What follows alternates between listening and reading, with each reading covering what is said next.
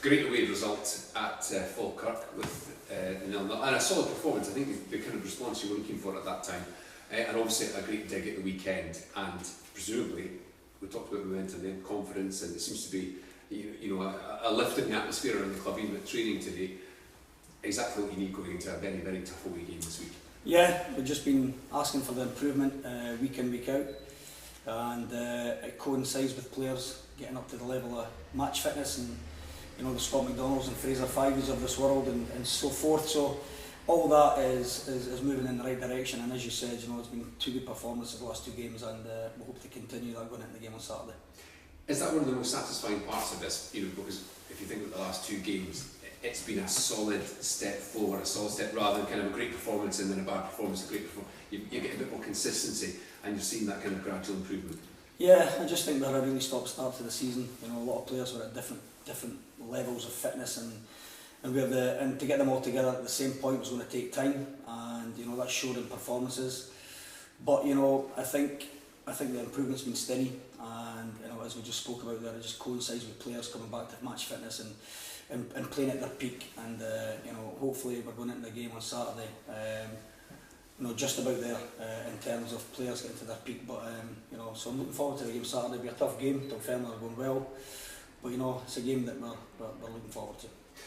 Dunfermline, everyone's noticed the goal scoring that they've done, and I think it's probably fair to say there's been a reasonable bit of investment behind the scenes at Dunfermline compared to perhaps recent years.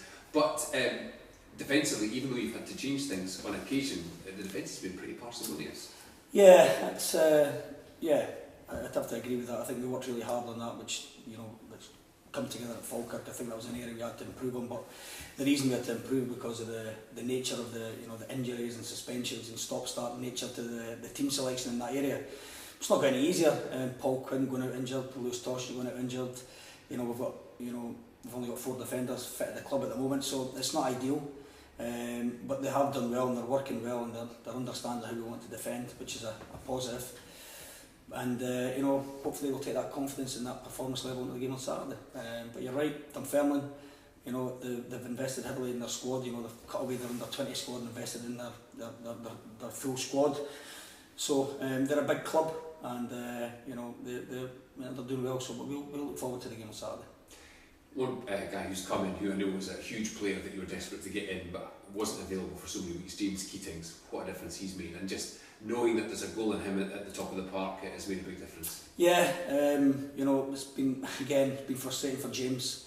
He's done his ankle, he's come back, he just wants to play football. He come back too early, and a recurrent problem.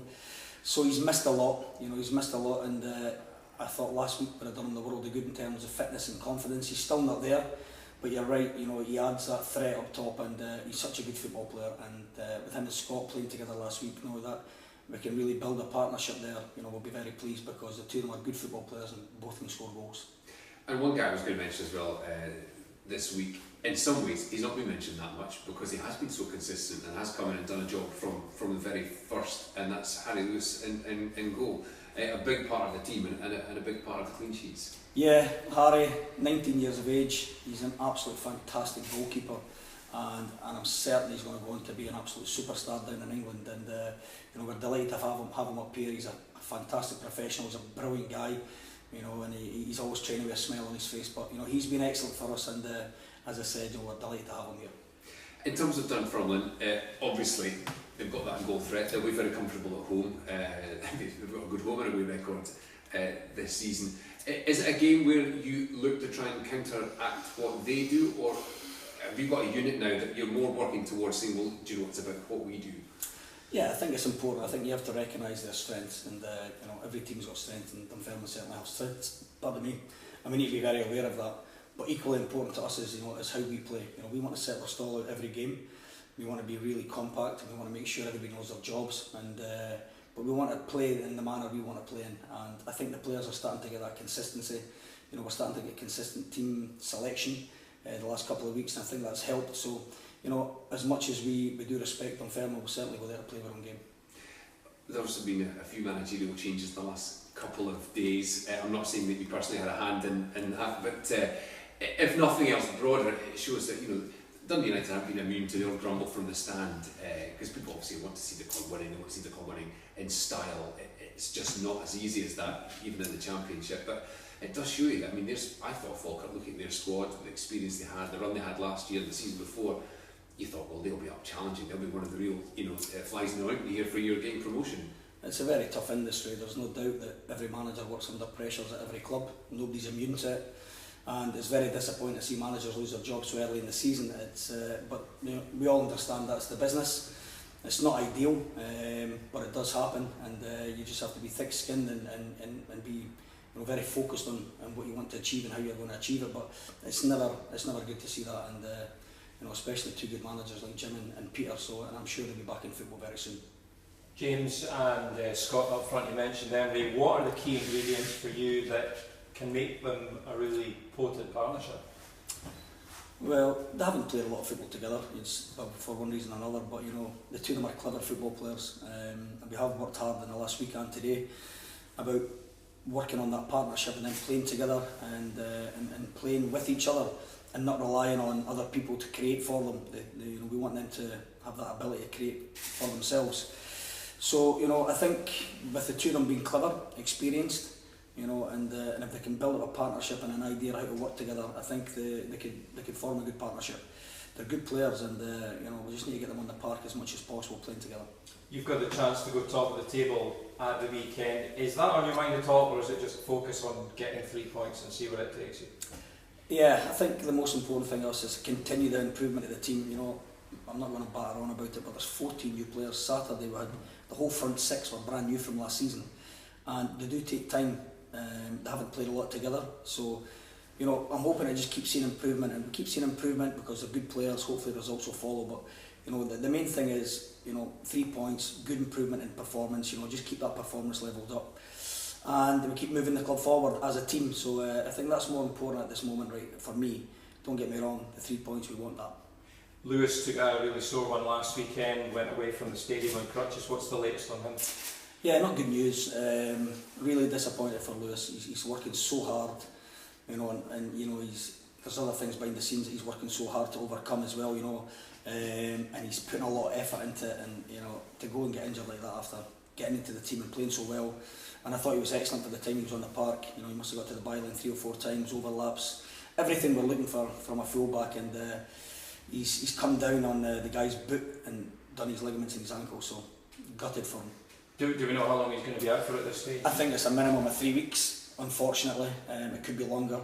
So, we wish him a speedy recovery. Tam Scobie, we thought was coming back into training this week. He's had a setback, which is not ideal.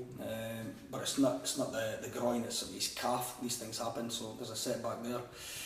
And obviously Paul Quinn, we're still not to the bottom of Paul. He's got to go and see cardiologists in Glasgow or something this week to determine how he is, and we wish him well as well. But so we're a wee bit light on the ground in terms of defensive cover Saturday with the 3 players out injured. That must be a worry that Paul had to go and see a cardiologist. I mean, it all stemmed from something to do with his tooth, didn't it? Yeah, it did.